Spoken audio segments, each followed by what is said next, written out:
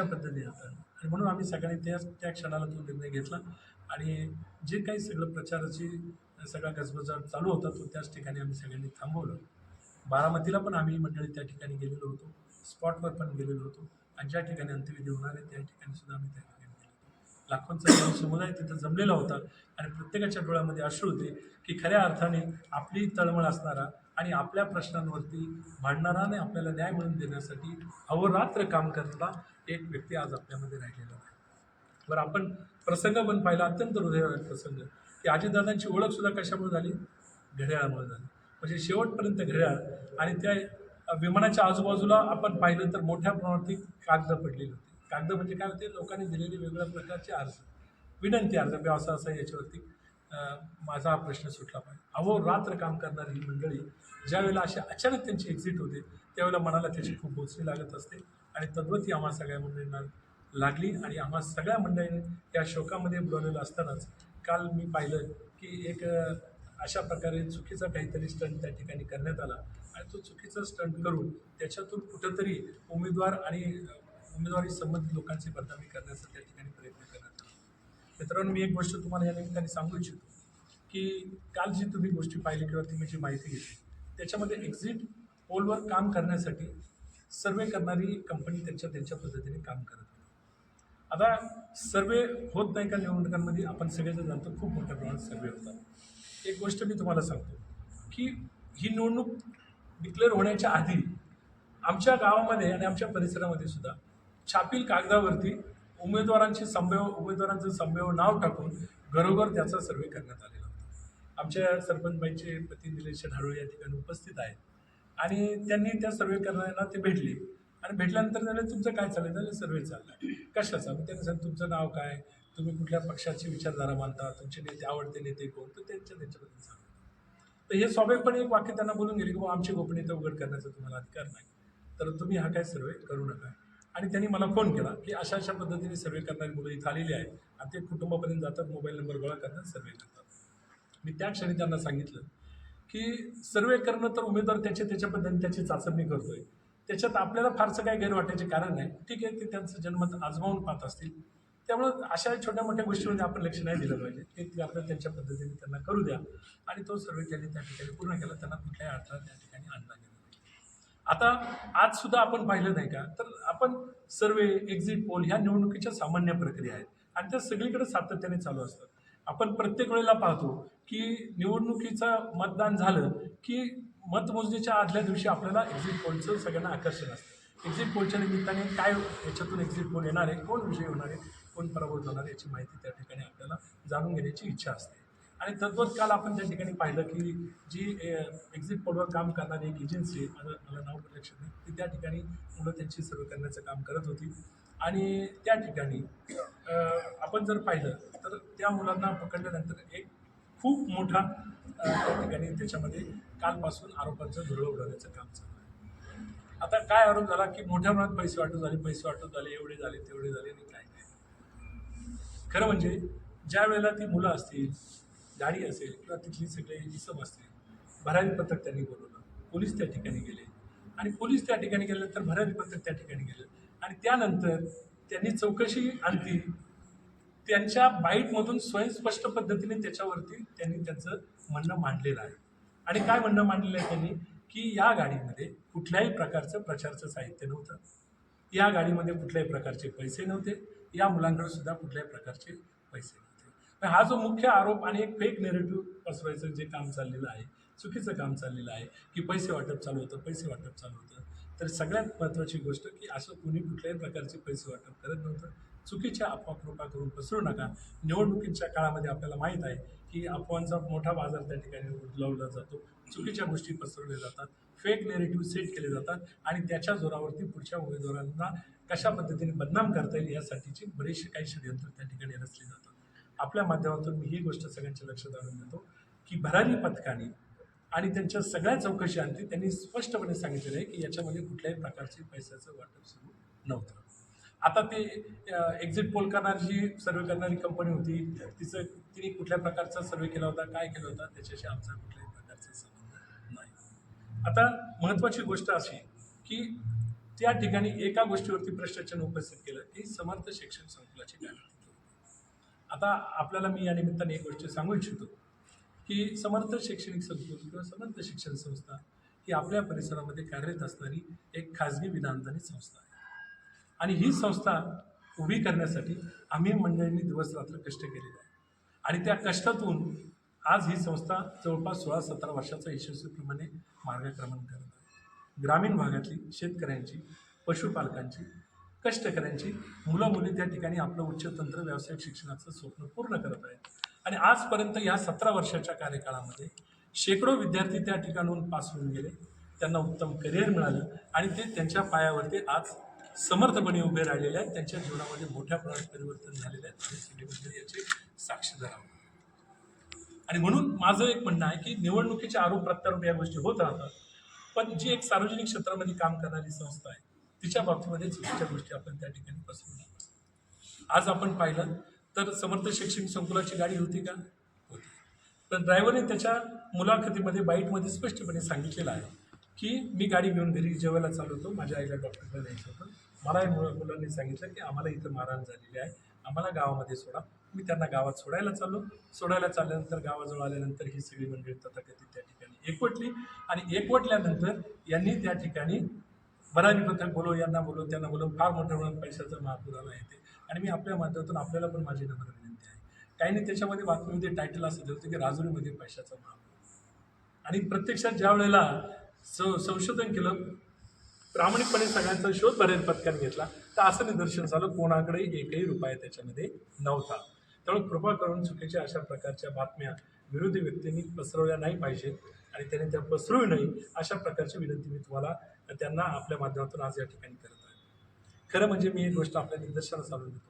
सार्वजनिक जीवनामध्ये काम करणारे आम्ही मंडळी, माझ्या शेजारी इथं माझे चुलते बसले आहेत. गेली 25 वर्षे राजुरी गावच्या समाजकारणामध्ये त्यांनी काम केलेलं आहे. राजकारणामध्ये त्यांनी कार्यरत आहे. राजुरी गावचे 2 वेळा सरपंच आणि आता उपसरपंच म्हणून ते त्या ठिकाणी काम करतात. समाजातल्या सर्व स्तरातल्या लोकांना बरोबर घेऊन जाणं, गावाच्या विकासासाठी सातत्याने झटणं आणि प्रगतीच्या दिशेने वाटचाल करणं हे त्यांच्या जीवनाचं मूलमंत्र राहिलेलं आहे. गावामध्ये अशी खूप कामं आहेत की जी त्यांनी मनापासून त्या ठिकाणी लक्ष घालून स्वतःचं योगदान देऊन केलेलं आहे. खरं म्हणजे 25 वर्षामध्ये गाव आमचं साक्षीदार आहे. आमच्या गावाला खरं म्हणजे खूप मोठी, स्वर्गीय रामचंद्र पाटील नेहमी म्हणायचे की राजुरीला आई पांढरीची बैठक आहे. म्हणजे या गावामध्ये जे प्रश्न येतात किंवा जे वादविवाद उद्भवतात ते याच ठिकाणी गाव चावडीवरती सोडवले जातात. आणि तो वसा आणि वारसा पुढे घेऊन चालणारी आम्ही सगळी मंडळी आहोत. आणि म्हणून आज जर तुम्ही पाहिलं तर गेली 25 वर्ष माझे चुलते, गेली 15 वर्ष मी सगळ्यांच्या सुखदुःखामध्ये त्या ठिकाणी हजर आहोत. कितीही छोट्या दशकविधी असेल, कोणाचा अंत्यविधीचा कार्यक्रम असेल, लग्न असतील, 100 किलोमीटरपर्यंत लग्न असतील, वाढदिवस असतील किंवा इतर छोटे मोठे आनंदाचे, दुःखाचे, सुखाचे जे प्रसंग असतील त्या प्रत्येक प्रसंगात शेळके परिवार म्हणून आम्ही त्या ठिकाणी उपस्थित राहिलेलो आहोत. समाजाची सामाजिक बांधिलकी म्हणून काम करणारे आम्ही सगळी मंडळी आहोत. आणि काम करत असताना आम्ही सगळ्या मंडळींनी गावातल्या सर्वसामान्यातल्या तळागाळातल्या सर्व मंडळींना त्या ठिकाणी शक्ती आणि बळ देण्याचं काम केलेलं आहे. आज आपण पाहिलं की माझी पत्नी ज्यावेळेला जिल्हा परिषद सदस्य म्हणून 2012 ते 2017 कार्यरत होती, या काळामध्ये तिने जलसंधारणाची, शिक्षण, आरोग्य याची खूप मोठी कामं राजुरी बेले जिल्हा परिषद गटामध्ये केलेली आहेत. आपण ज्या वेळेला ती पाहायला जाल त्यावेळेला सर्वसामान्य त्याविषयी अत्यंत भरभरून बोलत असताना आपण पाहिलेलं. आणि मग ही कामं करत असताना सातत्याने गेली 15 वर्षे म्हणजे 2012 पासून आज अखेरपर्यंत आम्ही प्रत्येकाच्या सुखदुःखाच्या प्रसंगामध्ये त्या ठिकाणी उपस्थित लावण्याचं काम केलेलं आहे आणि अडचणीच्या काळामध्ये मदत करण्याचं काम केलेलं आहे. हा फक्त जाहिरातबाजीमध्ये आम्ही कमी पडलो असेल, परंतु आमची अटॅचमेंट जी आहे ती सर्वसामान्य व्यक्तीशी त्या ठिकाणी राहिलेली आहे. 2012 ते 2017 या काळात माझ्या पत्नीने काम केलं आणि 17 सालापासून मी स्वतः प्रत्येक ठिकाणी या राजुरी बेले जिल्हा परिषद गटातील असं कुठलंही गाव नाही की ज्या ठिकाणी माझा स्वतःचा संपर्क नाही, ज्या ठिकाणी मी कार्यरत राहिलो. आणि त्यामुळं माझं एकच म्हणणं सगळ्यांना मंडळींना आहे की राजकारण येतं, राजकारण जातं, परंतु राजकारण करत असताना ते सिद्धांताचं असावं, ते विचारधारेचं असावं, ते विकासाचं असावं आणि विचारावरती चालणारं असावं. या प्रकारचे काहीतरी खोटे चुकीचे स्टंट करून पुढच्याची बदनामी होईल आणि मग कुठेतरी आपल्याला त्याच्यामध्ये आपण यश मिळू अशा प्रकारचे कोणीही उद्योग करण्याची आवश्यकता नाही. माझं म्हणणं असं आहे की तुम्ही तुमचे मुद्दे, तुमची भूमिका समाजातल्या सगळ्या स्तरापर्यंत घेऊन जा आणि समाज हा ठरवणार आहे. लोकशाहीमध्ये समाज सर्वश्रेष्ठ आहे, मतदार सर्वश्रेष्ठ आहे. मतदार राजा ठरविल ना त्या ठिकाणी कोणाच्या पारड्यामध्ये यश द्यायचं, कोणाच्या पारड्यामध्ये अपयश द्यायचं. आणि म्हणून मी आज आपल्या माध्यमातून त्यांना विनंती करतो की कृपा करून आपण अशा प्रकारच्या चुकीच्या गोष्टी पसरवण्याचं काम करू नये. शेवटी आम्ही समाजामध्ये काम करणारी मंडळी आहोत. समाजाच्या सुखदुःखामध्ये आम्ही सहभागी राहिलेलो आहोत. शिक्षण व्यवस्थेमध्ये आम्ही सगळी मंडळी काम करत आहोत. सामाजिक क्षेत्रात आम्ही काम करत आलेलो आहोत. वृक्षारोपणासारखे कार्यक्रम आम्ही त्या ठिकाणी घेऊन पर्यावरण समृद्ध करणारे आम्ही मंडळी आहोत. आम्ही कधी त्याची हानी होऊ नये यासाठी आम्ही त्या ठिकाणी कधी काम केलेलं नाही. आम्ही लोकांना तळागाळातल्या सगळ्यांना बरोबर घेऊन विकासाची प्रक्रिया गतिमान करण्यासाठी प्रयत्नशील असलेली माणसं आहोत. आणि त्यामुळं आमच्याकडं तुम्ही अशा प्रकारच्या चुकीच्या गोष्टींनी आमच्या उमेदवारांची, कार्यकर्त्यांची बदनामी होणार नाही यासाठी आपण पण येणाऱ्या निवडणुकीच्या काळामध्ये त्या ठिकाणी काळजी घ्या. निवडणूक मी पुन्हा एकदा सांगतो ही विचाराची असते, विकासाच्या मुद्द्यावरती असते आणि विचारधारेवर आधारितच निवडणुका या ठिकाणी संपन्न झाल्या पाहिजे अशी आमच्या सगळ्यांची त्या ठिकाणी इच्छा आहे. बाजारी पथकाचे जे अधिकारी होते त्यांनी बदनामी करण्याचा प्रयत्न झाला, त्या संदर्भात पोलीस स्टेशनशी संपर्क साधला होता. आता मुळात प्रश्न असा आहे की त्या एजन्सीचा आमचा काही संबंध नसल्यामुळे पोलीस स्टेशनकडे जाण्याचं काही कारण नव्हतं. भरारी पथकातील अधिकाऱ्यांनी समोरून जी बाईट दिली, जी बाईट आम्ही सगळ्यांनी ऐकली, की ज्यांनी सांगितलं की या गाडीमध्ये कुठल्याही प्रकारचं आक्षेपार्ह काही आम्हाला आढळलेलं नाही, कुठलेही पैसे त्यामध्ये नव्हते, कुठल्याही प्रकारचं साहित्य नव्हतं आणि कुठल्याही प्रकारचं पैशाचं वाटप सुद्धा त्या ठिकाणी नव्हतं. हे त्यांनी स्पष्टपणे त्याच्यामध्ये सांगितलेलं आहे. दुसरे एक महिला भगिनींनी पण त्याच्यामध्ये मुलाखत दिलेली आहे आणि त्याच्यामध्ये पण मला वाटते मी आपल्याच 1-2 चॅनलवरती ऐकलं, त्याच्यामध्ये सुद्धा त्यांनी स्पष्टपणे सांगितलेलं आहे की कुठल्याही प्रकारचा पैशाचा व्यवहार झालेला नाही. आता निवडणुकीमध्ये ह्या सगळ्या गोष्टी असतात. आता उदाहरणार्थ हे आमचे दत्तूनाना कनसे जवळपास 10 वर्षे उंचगड ग्रामपंचायतीमध्ये काम करत होते. आता ते आमच्या खांद्याला खांदा लावून प्रचार करतात. उद्या ते सुद्धा समोर येऊन निवडणुकीच्या काळात म्हणू शकतात की विरोधी बाजूने माझ्याकडे आले होते, अशा प्रकारचं त्यांनी मला आमिष दाखवलं पण मी काही त्याला बदललो नाही. तर ह्या गोष्टी निवडणुकीच्या काळामध्ये सुरू असतात. माझा मुद्दा असा आहे की आपण आपली विचारधारा, विकास आणि आपल्या जवळचे सकारात्मक मुद्दे घेऊन आपण या निवडणुकीमध्ये त्या ठिकाणी पुढे गेलो पाहिजे. आपल्या गाडीचे जे ड्रायव्हर आहेत ते म्हणाले की मी वैयक्तिक कारणासाठी संस्थेची गाडी घेऊन जातो आणि मला परवानगी दिली जाते आणि त्याच गाडीमध्ये ही जी मुलं आहेत ही प्रवास करताना आढळून आली. काय सांगा? हां, आता ड्रायव्हरची आई आजारी होती, त्याला घरी जायचं होतं, आईला घ्यायचं होतं. आता आपण सगळेजण माणसं, मी मगाशी परत बोललो आणि त्याला मुलांनी काय सांगितलं की आम्हाला मारहाण झाली. माणुसकीच्या भावनेने त्यांना त्या मुलांना गाडीमध्ये बसवून तो गावामध्ये सोडण्यासाठी आला. आता असं समजा की त्या गाडीतून येताना तिथे एखादा ॲक्सिडेंट झाला असता, त्यांनी उचललं नसते का? शेवटी आपण सर्वसामान्य माणसं आहोत. आपली गाडी जर रिकामी चालली त्याच्यामध्ये जर एखादा अपघात झालेला व्यक्ती असेल तर त्याला त्या गाडीमध्ये बसवायचं, त्याला घेऊन यायचं हे त्याचं कर्तव्य आहे. आणि त्या कर्तव्य भावनेतून त्यांनी समजा ती गोष्ट त्या ठिकाणी केली. आणि दुसरा महत्त्वाचा मुद्दा, गाडी जरी असली संस्थेची, खाजगी जरी ती वाहन असेल, पण ते अडीअडचणीला मदत करण्यासाठी आहेच ना. त्याच्यामुळे जर त्याला त्याच्या आईला हॉस्पिटलला न्यायचं होतं किंवा दवाखान्यात न्यायचं होतं म्हणून तो घेऊन चालला तर त्याच्यामध्ये गैर आहे असं मला काही वाटत नाही, पाणी चालू करायला, मोटर चालू करायला पण तुमची गाडी देता का तुम्ही? नाही, पाणी चालू करायला, मोटर चालू करायला गाडी द्यायचं काही प्रश्नच नाही.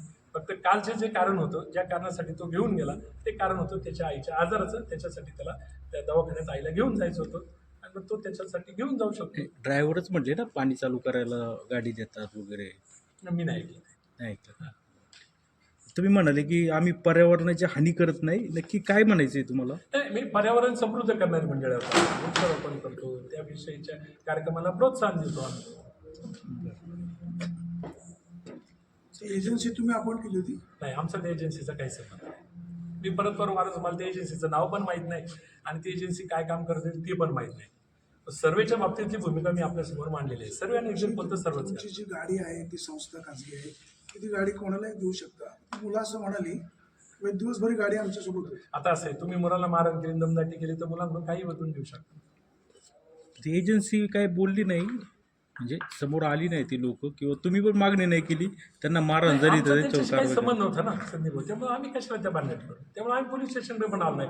आमच्या ह्या सगळ्या प्रक्रियेमध्ये 2 गोष्टी लक्षात घ्या. एक, मूळ त्यांनी पैसे वाटपाचा आरोप केला जो तथ्यहीन होता, ज्याच्यात कुठलंही तथ्य नव्हतं. स्वयंस्पष्टपणे त्या ठिकाणी बऱ्याच पातकातल्या लोकांनी समोरून आपली भूमिका मांडली. हा खोटा आरोप आहे, एक मुद्दा.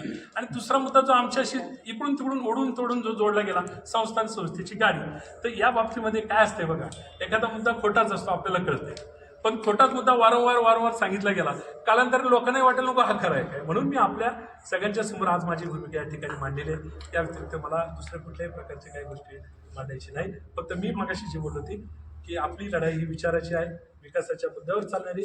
आपण आपलं व्हिजन घेऊन त्या ठिकाणी समाजासमोर जायचं आणि ते निश्चितपणे आपण त्या ठिकाणी घेऊन जाऊ. आणि मला खात्री आहे की माझे चुलते असतील, माझी पत्नी असेल किंवा आम्ही असेल, या परिसरामध्ये गेली 15, 20, 25 वर्षे काम करताना जे तळागाळातल्या सर्वसामान्यांच्यासाठी काम केलेलं आहे त्याच्या जोरावरती या निवडणुकीमध्ये आम्ही निश्चितपणे त्या ठिकाणी यश प्राप्त करू. असे एक आरोप करतात, त्याच्यावर मतदान करायला लावता किंवा ते पोल कसं वाढेल हे करता. बरं, आता दुसरी गंमत सांगतो. आता ठीक आहे, तुम्ही प्रश्न विचारून सांगतो. मग तर सगळ्या पोलावर आम्हीच आघाडीला पाहिजे. आज आपल्या समर्थ शैक्षणिक संकुलामध्ये 7,500 मुलं शिकतात, बरोबर. आणि 7,500 मुलांमध्ये मला एक सांगा, मला तर ही, तुम्हाला पण ही गोष्ट करते का, ही मुलं वेगवेगळ्या कुटुंबांमधली आहे, वेगवेगळी राजकीय पार्श्वभूमी मांडणाऱ्या कुटुंबांमधली आहे. संस्था हा काही राजकारणाचा अड्डा नाही आहे. मी तो जाणीवपूर्वक आजपर्यंत होऊ दिलेला नाही. त्या कंपाऊंडच्या बाहेर तुम्ही राजकीय विषय बोलू शकता, आतमध्ये नाही. माझी पत्नी जिल्हा परिषद सदस्य म्हणून काम करत होती. त्या काळामध्ये सुद्धा ती राष्ट्रवादीची सदस्य होती आणि शिवसेनेच्या अनेक लोकांची मुलं त्या ठिकाणी शिकत होती. आणि त्या सगळ्यांचं उत्तम करिअर कसं होईल यासाठी आम्ही त्या ठिकाणी प्रयत्न केलेला आहे. आजही मी तुमच्या समोर ही माहिती सांगतोय की उद्या आमच्या विरोधात प्रचार करणाऱ्या मंडळींची मुलं पण तिथे शिकायला आली तर त्यांना चांगलं शिक्षण आणि उत्तम करिअर त्यांचं कसं होईल यासाठी आपण सातत्याने प्रयत्न केले पाहिजे. शेवटी राजकारण हे सुसंस्कृतपणाचंच असलं पाहिजे आणि तो टिकवण्याचा आपण त्या ठिकाणी प्रामाणिकपणे प्रयत्न केला. ती जी एजन्सी होती पोलिसांनी नोटीस बजावलेली आहे. बजवलं असेल. आपण पवार इथले जेडपी सदस्य होते, भरभरून लोकांनी मतदान केलं, तुम्ही देखील त्यांना मदत केली असं म्हणतात. काय त्यांच्याकडून अपेक्षा, काय सांगाल? मला असं वाटतंय म्हणजे आजची जी आपलं पत्रकार परिषद आणि संवाद होता हा एकाच विषयाशी